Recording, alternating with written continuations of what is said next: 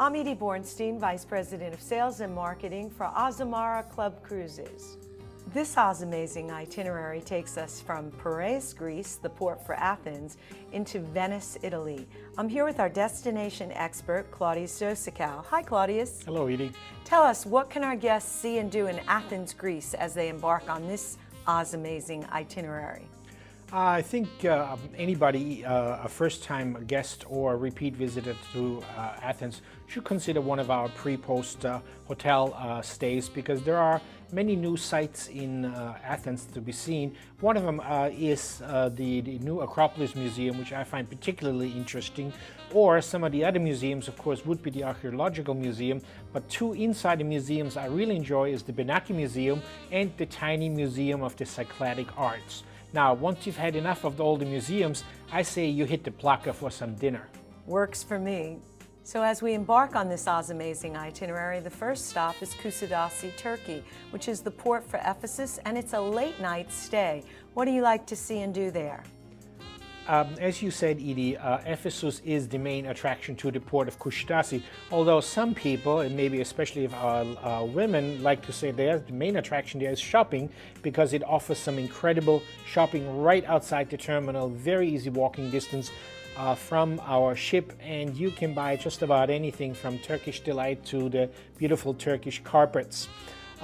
If you have seen Ephesus before, I highly recommend that you try to visit three other archaeological sites that are lesser known but have an incredible scenic beauty to it, and those sites are Priene, Miletus and Didyma.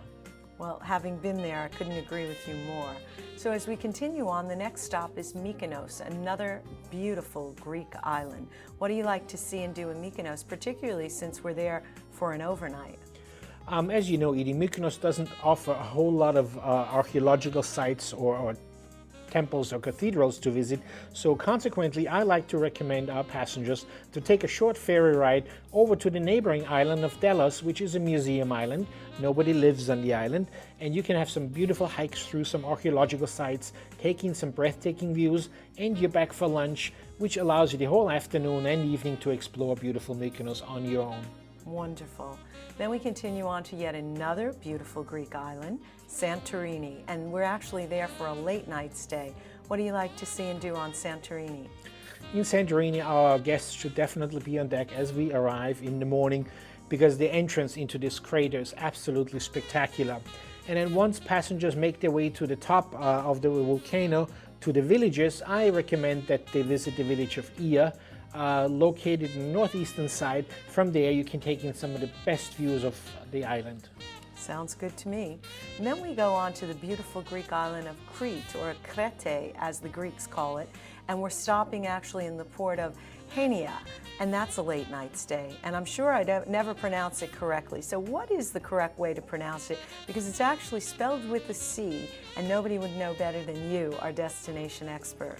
Thank you, Edie. The way it is pronounced is Hania, and the reason we stop for Hania too, first and foremost, skipping ahead to the evening, it has a wonderful waterfront area with tavernas and restaurants for the night, and some beautiful shops in behind. But in order to earn that dinner in the evening, I would recommend passengers take advantage of our trip to hike the incredibly beautiful Samaria Gorge. Lovely.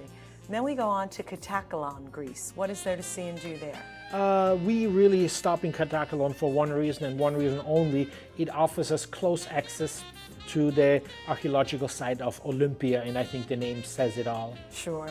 And then we continue on to Corfu, Greece. Yet again, another gorgeous Greek island. Corfu is actually not located in the Aegean, so it has quite a different atmosphere from the islands of Mykonos and Santorini and Crete. And it's a very lush green island, so I would recommend a drive through the island to see the beauty of it, and also explore the town itself, which is a very walkable area. Then we go on to the magnificent Kotor, Montenegro with an overnight. I went here for the first time last year and was absolutely blown away. It is just spectacular. Why don't you tell our guests what they can expect in Kotor, Montenegro?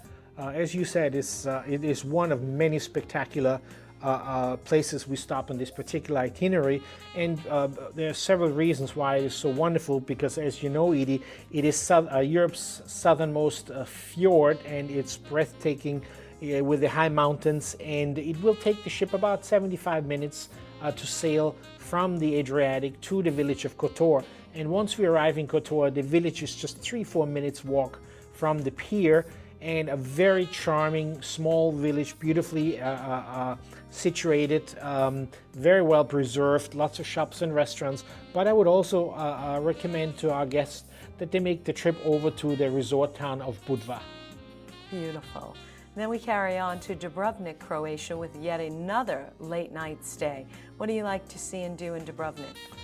Because the old town of Dubrovnik is not particularly large and can easily be explored in 2 to 3 hours on foot, I always like to start my visit to Dubrovnik with a trip up to the tiny village of Stone, which is known for its oysters.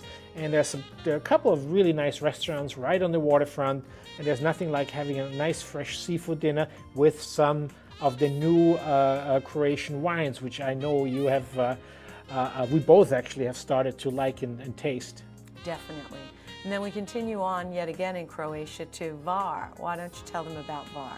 Var is a very beautiful village situated in a lovely bay, and the island itself is known for its lavender fields, somewhat similar to those that can be found in Provence, and they sell similar products.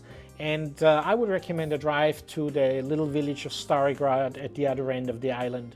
Lovely. And then we end up in Venezia, Venice, Italy, with an overnight. What do you like to see and do in Venice? Oh gosh, which of my children's are my favorite? There's so many Yes. wonderful sights in Venice, and I think it really depends on one's taste.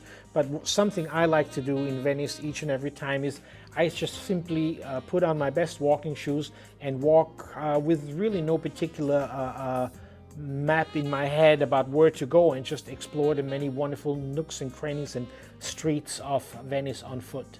I couldn't agree with you more. And do we say shopping?